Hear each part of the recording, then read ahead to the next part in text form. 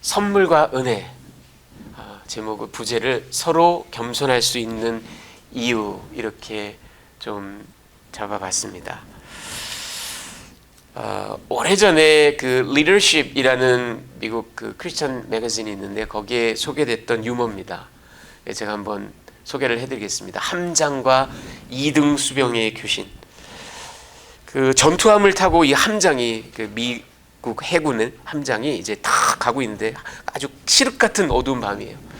딱 가고 있는데 저 앞에 불빛이 보여요. 배가 이쪽으로 와요. 근데 이게 딱 보니까 collision course, 충돌 경로예요. 이대로 가면 그냥 부딪힐 수밖에 없는 거예요. 그래서 함장이 이제 교신을 합니다. 당신의 배를 10도 남쪽으로 틀어라. 그렇게 이제 교신을 합니다. 그러자 상대방에서 교신이 옵니다. 아니, 당신의 배를 10도 북쪽으로 트시오. 이렇게 교신이 옵니다. 그래서 이 함장이 살짝 빈정이 상했어요. 다시 한번 교신을 합니다. 당신의 배를 남쪽으로 10도 틀어라. 나는 미 합중국 해군 대령 아무개다. 이렇게 얘기를 합니다. 그래서 상대방에서 또 교신이 옵니다. 당신의 배를 10도 북쪽으로 트시오. 나는 미 합중국 해군 2등병입니다. 2등 수병 아무개다. 이렇게 교신이 옵니다. 그러니까 함장이 이건 뭐 완전 하극상이잖아요. 이건 뭐 참을 수 없는 일이죠. 정말 화가 났어요. 또 교신을 합니다. 10도 남쪽으로 틀어라. 나는 전투합니다. 이렇게 얘기를 합니다. 그래서 상대방에서 또 교신이 옵니다. 당신의 배를 10도 북쪽으로 트시오. 나는 등대다. 이렇게 얘기를 합니다. 여러분, 누가 피해야 되겠습니까? 제 아무리 지위가 높은 최고급 장성이라도 등대에 갖다 박을 수는 없잖아요. 그걸 지키는 사람이 2등병, 상병 말자랄지라도 자기가 피해야죠. 그렇죠? 자, 여러분, 오늘 이제 사도 베드로가 권면을 하는데요. 본문을 이렇게 좀 소개를 아주 간단하게 해드리면, 첫 번째, 나 베드로 1절 이렇습니다. 나 베드로.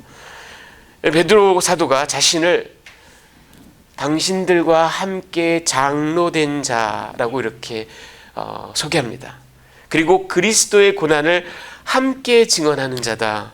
그리고 나타날 영광, 주께서 다시 재림하실 때 나타날 영광에 함께 참여할 자다. 이렇게, 그러니까 이 장로들에게 그 교훈의 말씀을 주는데, 그들과 동질감을 가지며 당신네들과 나와 똑같은 일을 하는 자로서 그렇게 이야기를 합니다. 자, 그리고 이제 두 번째로 사도가 목사들에게 2절부터 4절까지 내용입니다. 이 장로들에게 요청을 하는데요. 여러분, 여기서 여러분이 혼동하지 마셔야 될 것은, 우리 개신교단에 이제 장로교회가 있고, 우리 특별히 한국은 장로교회 전통이 강합니다. 그러다 보니까 우리가 장로님 교회에서 장로님들을 많이 대하고 이렇게 하는데, 정작 신약 성경에서는 장로라고 표현되는 것은 목사를 말합니다. 사실 스코틀랜드의 이 장로교회에 장로를 창립하는 거, 이 장로들은 사실 전부 다 목사로 세우는 겁니다. 그러니까 장로교회에 가셔서 당회에 5분의 장로님이 계시면 그분들이 다 목사님인 겁니다. 사실은 그 중에 티칭을 하시는 분만 한 분인 거지. 그래서 이게 장로교회의 전통이고요. 우리 침례교회는 신약 성경을 그대로 본받아서 장로라 하면 오직 목사이기 때문에 교회의 장로, 즉 목사는 이제 한 명이 담당을 하고, 안수 집사님을, 역시 집사도 신약 성경에 나와 있는 직분이거든요. 그래서 안수 집사를 세우게 되어 있는 겁니다. 여러분, 이 장로라는 것, 프레스비테로스 이렇게 원어가 되어 있는데, 여기에서 이제 그 스코틀랜드의 프레스비테리안 장로교회가 나온 거죠. 이 프레스비테로스라는 말이 신약 성경에 나오고, 그리고 또 목사, 포이맨, 이 포이맨이라는 말은 원래 포이마니오라는 그 포이마이노라는 그 동사가 셰퍼딩을 한다, 그러니까 양을 친다, 이런 말입니다. 여기에서 나온 명사가 포이맨, 이게 목사예요. 그리고 신약 성경에 또 하나가 나오는데 감독, 에피스코포스라는 게 나옵니다. 여기서 이제 오늘날의 에피스코팔리안, 비숍 이런 말이 나왔죠. 오늘 이 본문도 사실은 우리 개역 성경에는 안 나와 있지만 너희 중에 하나님의 양무리를 감독자가 되어, overseer가 되어, 에피스코포스가 되어, 감독자가 되어 쳐라, 이런 말이 나오거든요. 바로 이 감독자, 이 세 가지가 신약 성경에 다 나오는데 이 세 가지가 전부 다 목사입니다. 오늘날에 목사를 말합니다. 그러니까 지금 사도 베드로가 목사들에게, 각 가정교회를 이끌고 있는 목사들에게 권면을 하는 겁니다. 너희가 목회를 하는데 억지로 하지 말아라. 억지로 하지 말고 자원하는 마음으로 해라. 그리고 더러운 이득을 취하기 위하여 하지 말고 기꺼운 마음으로 해라. 그리고 강압적인 방법으로 하지 말고 먼저 성도들에게 모범을 보임으로 해라. 이렇게 권면을 합니다. 그리고 이 목자들에게, 즉 장로들에게, 목사들에게 이렇게 얘기를 합니다. 예수께서, 우리의 목자장 되시는 예수께서 재림하실 때 우리는 그분으로부터 시들지 않는 영광의 관, 상급을 얻게 될 것이다. 이렇게 얘기를 합니다.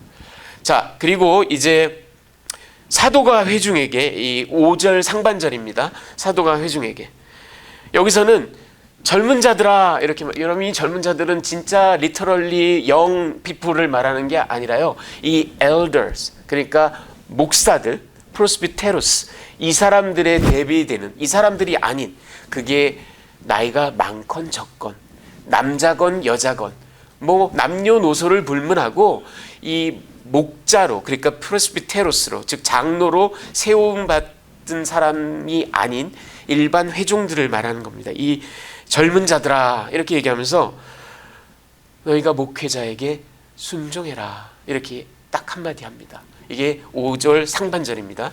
그리고 이제 마지막으로 네 번째, 사도가 이번에는 모든 신자들에게 5절 하반절입니다. 이거는 all of you 이렇게 시작을 하는데, 이거는 목사건 평신도건 노인이건 젊은이건 모든 사람들을 말합니다.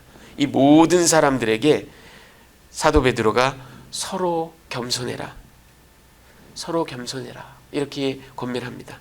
그리고 그 근거가 되는 걸로 잠언 3장 34절을 인용을 했어요. 사실은 잠언 3장 34절이 하나님께서 교만한 자를 대적하시고 겸비한 자, 겸손한 자에게 은혜를 베푸신다, 이런 말씀을 이렇게 인용하면서 너희 모든 성도들은 목사건 평신도건 남자건 여자건 어른이건 아이건 서로가 서로에게 겸손해라, 이렇게 얘기를 합니다. 자, 여러분 오늘 이 말씀을 가지고 제가 여러분께 두 가지 메시지를 좀 나눠드리도록 하겠습니다. 자, 그 첫 번째는 이겁니다. 우리 베드로에 관한 이야기를 잠깐 안 할 수 없습니다. 베드로, 이 사람이 가르치는 방법, 이렇게 제가 제목을 잡아봤습니다.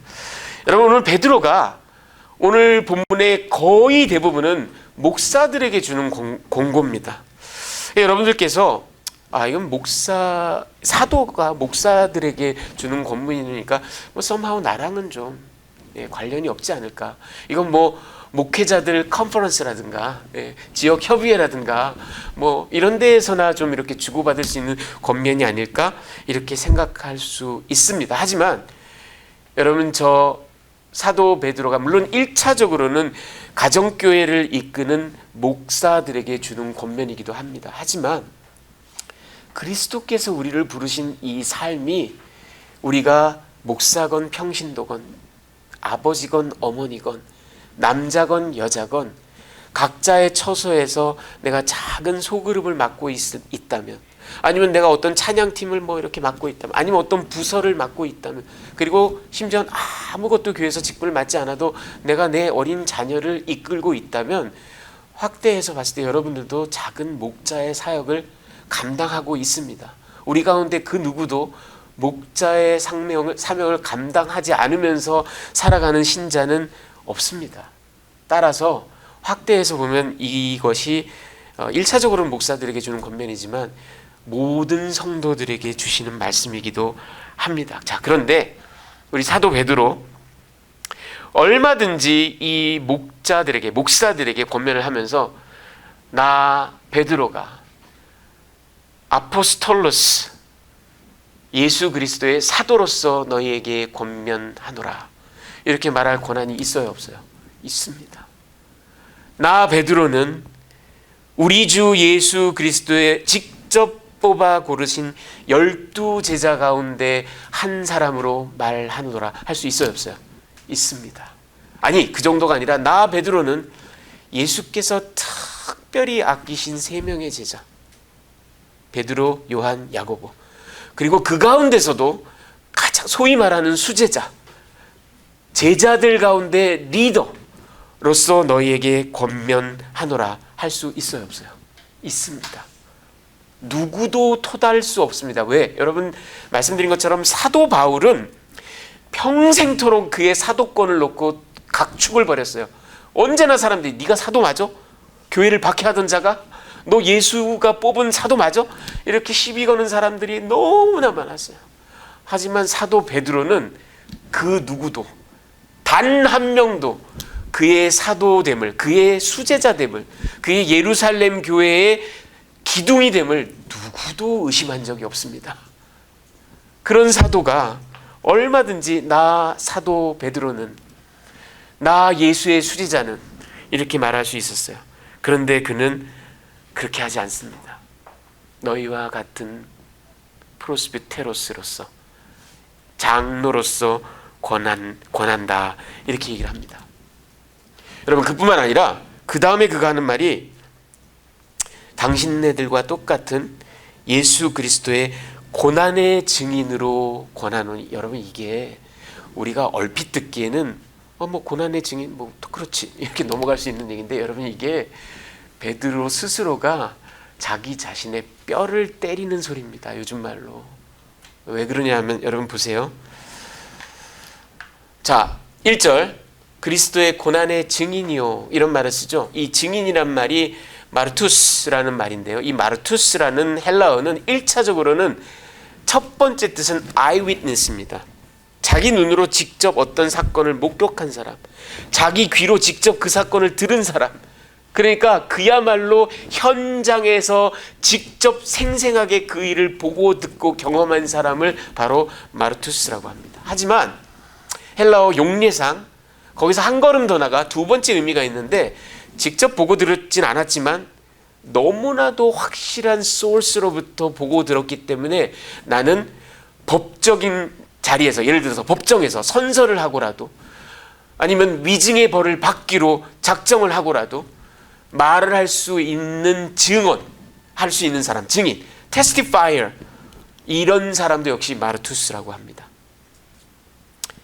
자, 여러분 이 얘기를 제가 왜 하냐면요, 그리스도의 고난의 증인이요 라는 말을 했을 때는 사도 베드로는 2번으로 한 얘기입니다. 1번으로 한 얘기가 아니에요. 예수께서 해 받으실 때, 십자가에 달리셨을 때 베드로는 도망갔어요. 하늘이 알고 땅이 알고 자기가 알고 온 세상이 압니다. 더군다나 자기는 도망간 정도가 아니라 도망가서 예수를 3번이나 부인했어요. 그거를 초대교회 모든 성도들이 알고 있었습니다. 그 이야기를 굳이 하고 있어요. 그가 마르투스라고 얘기했을 때는 나 목격자로 너희에게 말한다가 아니에요. 그건 누구나 알아요. 나도 당신네들도 예수를 본 적이 없지만 전에 들어서 지금 다 목사가 된 사람들인데 나도 당신네들과 똑같습니다. 나도 십자가 밑에 있었던 사도 요한으로부터, 십자가 밑에 있었던 어머니 마리아로부터 전해 들은 자입니다 하고 얘기하는 겁니다. 여러분 이게 자기 뼈를 때리는 소리입니다. 굳이 이런 얘기를 할 이유가 없는데 나도 당신네들과 또 아니 오히려 당신네들보다 더 비겁한 자입니다. 그런 자로서 얘기합니다. 이렇게 말하는 겁니다. 여러분 그 요즘에 지금은 한물 살짝 또 지나간 것도 같은데 라떼 이즈 홀스 뭐 이런 얘기하죠. 내 때는 말이야. 나 때는 말이야. 세상에 우리 사도 베드로가 마음 먹으면 나 때는 말이야 이런 말을 할 수 있는 가장 건덕지가 많은 사람이에요. 생각해 보세요. 똑같은 얘기를 하더라도 내가 우리 주님 예수 그리스도와 함께 갈릴리 해변을 걸으면서 그분께 들었던 말인데 이렇게 말할 수 있어요, 없어요? 그렇게 말할 수 있어요. 내가 말이지 야고보 베드로랑 딱 셋이 예수님과 변화산에 올라갔다 내려오면서 주님께서 목자들은 이래야 돼 이렇게 말씀하셔서 너희에게 말하는데 이렇게 말할 수 있어요. 내가 회당장 야이로의 딸을 살릴 때 딱 3명만 그 방에 들어갔다가 나오면서 우리 주님이 어깨에 손을 탁 얹으면서 베드로야 목자란 이래야 된단다 이렇게 말씀하셨어. 말할 수 있어요, 없어요? 이 세상에 딴 사람은 그렇게 못해도 베드로는 그렇게 할 수 있어요. 그런데 그가 지금 가르치는 방법을 보십시오. 당신네들과 똑같은 엘더로서, 아니 당신네들보다 더 못난 자로, 나도 전에 들은 증인으로 여러분들께 권면합니다. 이게 베드로가 가르치는 방법입니다. 여러분 지금 보시는 분은 제임스 패커라는 영국 출신의 캐나다의 위대한 신학자입니다. 얼마 전에 돌아가셨죠. 이분은 그 캐나다의 리전트 칼리지에서 오랫동안 가르쳤던 우리 한국 교인들에게는 하나님을 아는 지식, Knowing God이라는 아주 위대한 저서를 남긴 그런 이 시대의 탁월한 그 신학자입니다. 자, 이분이 Christianity Today라는 아주 저명한 기독교 잡지에 거룩의 재발견이라는 그런 제목의 기고문에 이런 얘기를 한 적이 있습니다. 들어보십시오. 나 자신이 위대한 크리스찬이고 예수 그리스도가 위대한 주인이심을 동시에 보일 수 있는 가능성이란 하나도 없다. 1도 없다. 크리스찬이라면 보다 작아져야만 하고 그럼으로써 자신 안에 그리고 자신을 통하여 오로지 구세주만이 위대하게 드러나도록 해야만 한다. 여러분 우리가 주인이신 예수를 높이면서 나도 같이 덩달아 곁다리로 높아질 수 있는 방법은 1도 없습니다. 우리는 무조건 낮아져야만 합니다. 그런데 이게 실천하기 참 어렵습니다. 잘 안 됩니다. 오늘 특별히 목회자들에게 권면하고 있는데 여러분 이 신학교에서 이거 뭐 어떻게 생각하면 좀 부끄러운 얘기입니다만 신학교에서 이제 이런 일이 한번 있었습니다. 어떤 사모님이 하소연을 하고 넋두리를 하면서 아니 내 남편이 그러니까 목사님이요. 내 남편이 목사가 되기 전에 세상에서 시간당 몸값이 얼마나 비싼 사람이었는데 정말 아주 좋은 기업체에 임원을 하고 있었던 저 사람이 한번 움직이면 그게 다 돈인데 지금 여기 와가지고 저 고생을 하고 남들이 안 하는 휴지 줍고 화장실 청소하고 막 이렇게 푸념을 목사들도 여러분 사모들도 이렇게 연약하답니다. 뭐 그러고 나서도 뭐 다시 또 눈물 흘리고 주님 다시 주님 붙잡고 이렇게 이 목사님도 이 사모님도 굉장히 신실한 분들이세요. 근데 너무 속상하니까 그런 하소연이 나오는 겁니다. 비단 목사 사모들만이 아니라 여러분들도 이제 주의를 하다 보면 내가 세상에서 어떤 대접을 받는 사람인데 이런 푸념이 하소연이 나올 수 있습니다. 그런데 여러분 그게 아니에요. 목회자로 부름 받았을 때 잘 안 읽어봐서 그렇지 계약서에 저 밑에 있다니까. 우리는 그런 대접을 받기로 작정하고 세상으로부터 배척받을 것을 작정하고 푸대접 받을 것을 작정하고 이 길에 나선 사람들이 왜 그런 푸념을 합니까? 마음속에 바라는 게 있기 때문에 그렇습니다. 여러분 오늘 사도 베드로가 얘기합니다. 목회자들에게 얘기를 합니다. 당신네들이 받을 상급은 오직 주님밖에는 없습니다. 여러분 이게 계약서예요. 이게 컨트랙트입니다. 근데 오늘날 목회자들이 또 비단 목회자들만이 아니라 주의 일을 하는 많은 리더들이 이 땅에서 사람들로부터 인정받고 명성을 누리고 교회가 교세가 커지고 그래서 막 움직일 때마다 목사님 오셨습니까? 교계에서 막 지위가 높아가고 부도 많이 누리고 하는 일마다 사람들한테 칭찬받고 그렇지 못하면 막 화가 나고 짜증나고 자기 이고가 막 폭발하고 부르심과 완전히 반대로 가는 겁니다. 왜냐하면 이 부르심 자체가 좋건 싫건 옳건 그르건 간에 이 땅에서 죄송한 얘기지만 이 땅에서는 그 어떤 상급도 받아서는 안 되는 직분입니다. 사람들의 과도한 칭찬을 받아서도 안 되고 물질적인 부를 누려서도 안 되고 자기 위세가 높아져가는 그런 어떤 명예를 누려서도 안 되는 그 부르심이 바로 이 부르심입니다. 사도 베드로는 오늘 분명하게 권면합니다. 너희의 상급은 오직 예수 그리스도밖에는 없다. 여러분도 마찬가지입니다. 여러분이 목회자로 부르심을 받은 건 아닐지라도 작은 목사로 살아간다면 그 일을 내 자녀를 돌볼 때, 내 셀그룹 멤버들을 돌볼 때 그 일로 칭찬받을 생각을 해서는 안 됩니다. 그 일로 돈을 벌 생각을 해서는 안 되고 그 일로 막 높아질 생각을 해서 안 됩니다. 그냥 묵묵히 나의 상급은 오로지 목자장이신 예수로부터. 여러분 이걸 우리가 분명히 하지 않으면 목회도 할 수 없고 여러분의 사역도 할 수 없습니다. 자녀 교육도 심지어는 할 수 없습니다. 자, 두 번째 메시지는 이겁니다. 순종과 겸손. 근데 제가 제 부제를 우리가 살아가는 방법 이렇게 붙여봤습니다. 여러분 오늘 우리가 본 이 개역 성경에는 좀 애매하게 되어 있지만 5절 젊은 자들아 이와 같이 장로들에게 순종하고 다 서로 겸손으로 이게 쭉 연결되는 것 같죠? 하지만 헬라어 원어를 보면 그렇지 않습니다. 영어를 봐도 그렇지 않아요. 영어도 잘 번역을 했어요. 이거 원어를 보면 젊은 자들아 이와 같이 장로들에게 순종하라 하고 딱 끝나요. 그러니까 회중들에게 권하는 말씀은 딱 하나입니다. 목사들에게 순종해라. 그냥 딱 이거 하나뿐입니다. 그리고 그 다음부터 나오는 거는 제가 아까 말씀드린 대로 all of you. 목사들이건 평신도들이건 남자건 여자건 너희 모든 주의 백성들은 이 얘기입니다. 다 겸손으로 허리를 동이라. 그렇다면 여러분 오늘 이 모든 것을 랩업하는 사도의 가르침은 뭐냐 하면 겸손하라. 서로가 서로에게 겸손하라입니다. 그게 오늘의 말씀의 핵심이에요. 그 의미가 뭘까? 그걸 마지막으로 좀 얘기를 하겠습니다. 여러분 우리 하나님께서는 잠언 말씀을 인용하셨는데 사도 베드로가 하나님께서는 교만을 싫어하시는 정도가 아닙니다. 극도로 혐오하십니다.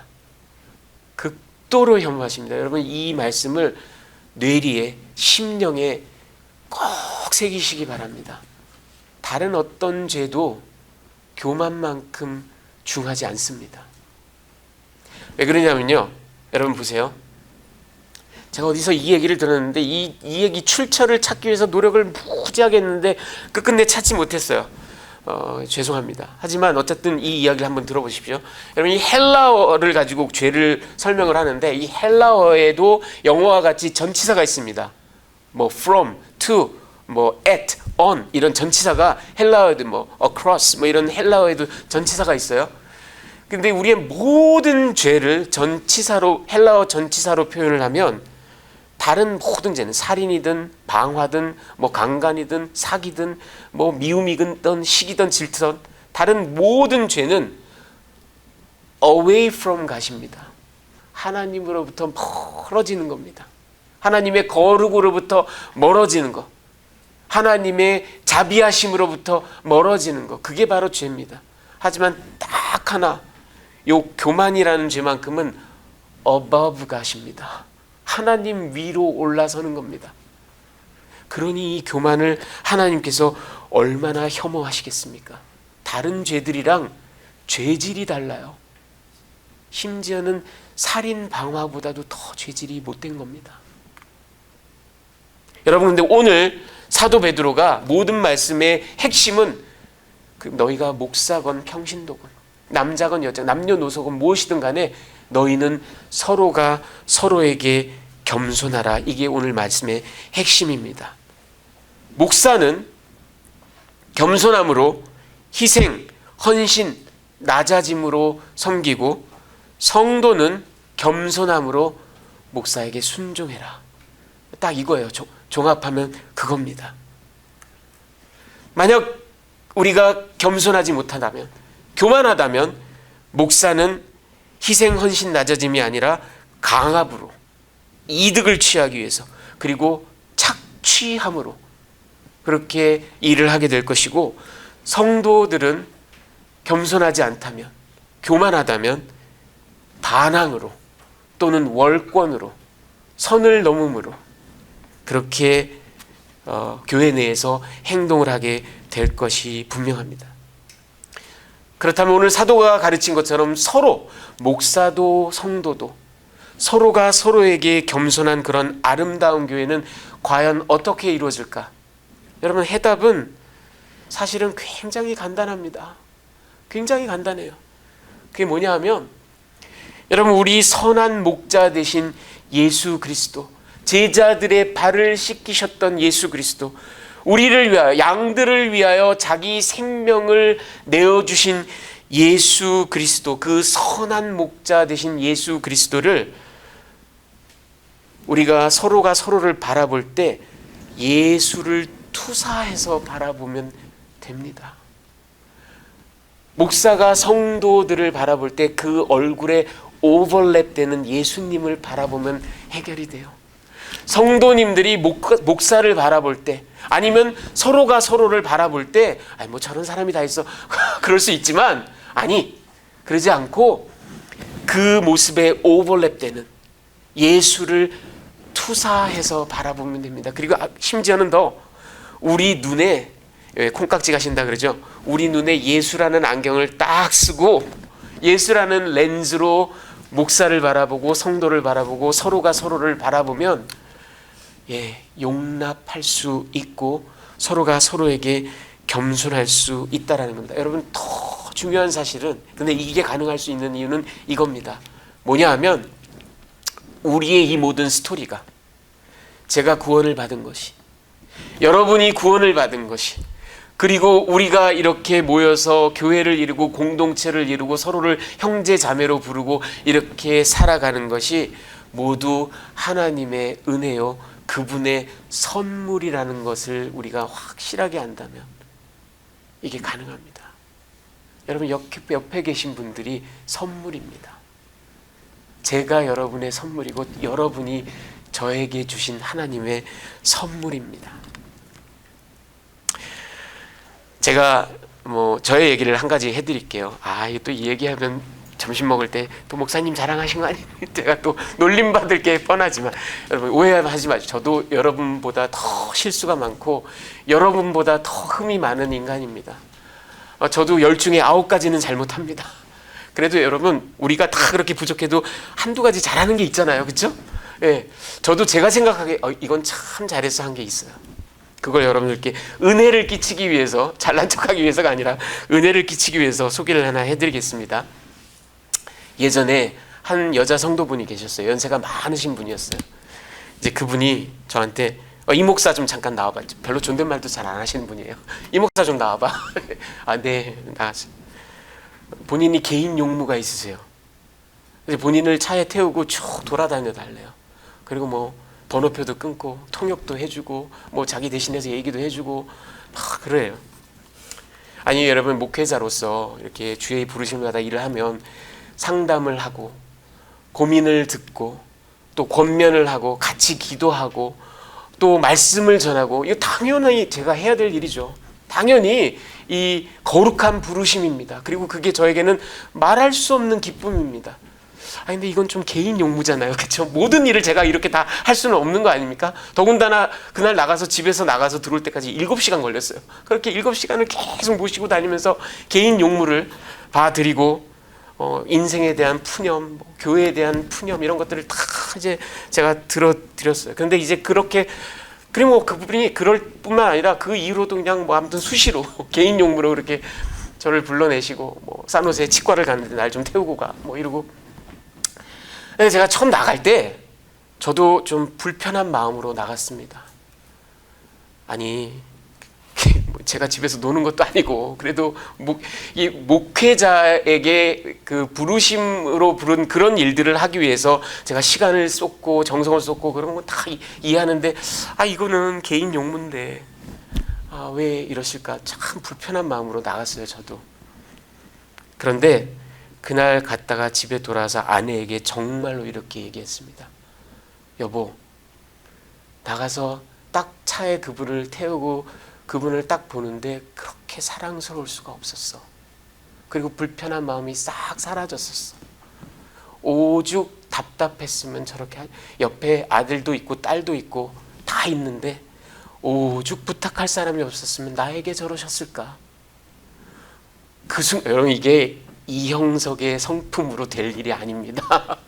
제가 분명한 게 그 순간 하나님께서 저의 마음을, 성령께서 저의 마음을 만지신 게 분명합니다. 그렇지 않고서는 그런 일이 일어날 수가 없습니다. 그런데 그 순간 분명히 제가 불편한 마음으로 나갔는데 그분이 너무 측은했고 너무 사랑스럽고 너무 안타까웠어요. 그분 뒤에 딱 버티고 서신 예수님이 보였습니다. 여러분 우리가 목사가 되고 내가 교육을 받았고 내가 전문가고 내가 주의 말씀을 전하는 자고 이러다 보면 나도 모르게 우리 목사들 나도 모르게 내가 미합중국 해군 대령인데 이런 생각을 갖기 쉽습니다. 감히 뭐라고 내가 전문가인데 왜 나한테 목회에 대해서. 근데 여러분 우리가 상대방이 2등 수병으로 여겨질지라도 그 앞에 그 뒤에 딱 버티고 서 있는 등대와도 같은 예수님을 딱 바라본다면 그렇지 저분이 예수님이 보낸 자지. 우리 생각이 달라질 수 있어요. 여러분 역으로도 마찬가지입니다. 오늘날에는 별로 그런 일이 없지만 한 200년 전에는 목사를 존경해라 목사 앞에 순종해라 이런 말이 필요가 없었어요. 왜냐하면 미국에서도 유럽에서도 목사는 그 동네에서 가장 부잣집 귀족 아들이고 가장 유일하게 대학 교육 받은 사람이에요. 왜냐하면 95% 98%가 다 농부인데 목사가 유일하게 대학 나온 사람이거든요. 그리고 성직자고 가장 인텔리전트하고 가장 재산도 많고 그러니까 그냥 목사 앞에서 다 고개를 숙였어요. 200년 전 300년 전에. 오늘날 여러분 어디 그렇습니까? 더군다나 우리가 사는 이 베이 지역 여러분 어느 교회나 가보세요. 아마 운영위원들 절반 이상은 PhD일 겁니다. 회중들의 3분의 1 이상은 PhD일 거예요. 목사보다 더 교육 많이 받은 분들이 많고 목사보다 더 돈이 많고 사회적인 지위 CFO, CEO 지위가 높고 더 좋은 집에 살고 더 좋은 차를 타고 다니는 사람들이 아마 훨씬 더 많을 겁니다. 그런데 그런 분들이 그런 평신도 분들이 운영위원으로 아니면 목자들로 이렇게 선발받아서 주의 일을 섬길 때 목사 나보다 교육도 못 받고 그렇게 하실까요? 아니에요. 평신도 분들도 나보다 비록 어려도 나보다 교육을 못 받았어도 나보다 가진 게 없었어도 목사를 바라볼 때 그 등 뒤에 서 있는 등대와도 같이 탁 지켜서 계시는 예수님을 바라보기 때문에 나라면 세상에서 저렇게 하지 않을 것 같아도 예 목사님 뜻이 그렇다면 우리가 그쪽으로 맞춰보죠. 다 이렇게 하시는 게 아니겠어요. 여러분 서로가 서로에게 겸손하라. 우리 인간의 능력으로는 안 됩니다. 우리의 의로는 절대 안 돼요. 나보다 배운 것도 없는데 나보다 나이도 어린데 나보다 가진 것도 없는데 우리는 그냥 무조건 그렇게 나오게 되어 있어요. 근데 이게 가능한 이유는 딱 하나입니다. 주의 성령께서 우리를 만지실 때 우리의 눈에 비로소 상대방이 초라하고 연약해 보일지라도 2등 수병처럼 보이고 나는 미합중국 해군 대령처럼 느껴질지라도 상대방 등 뒤에 등대처럼 버티고 서 계신 예수님을 바라볼 때 여러분 우리는 서로가 서로에게 목사는 회중에게 회중들은 목사에게 그리고 회중은 회중끼리 서로가 서로에게 겸손할 수 있는 겁니다. 여러분 오늘 베드로 사도가 이 3절에 맡은 자들에게 주장하는 자세를 하지 말고 이 맡은 자들이라는 말이 클레론이라는 말입니다. 이 클레론이라는 말이 어떤 말이냐면 여러분 이 구약 성경도 전부 다 헬라어로 주전 한 250년 이 무렵에 번역이 됐다 그랬죠. 그게 septuagint 70인경이라고 합니다. 그 70인경 구약 성경에 이 클레론이 자주 나옵니다. 구약 성경에 나오는 클레론이 뭐냐면 하나님이 백성에게 무언가를 할당해 준 것, 재산을 준 것.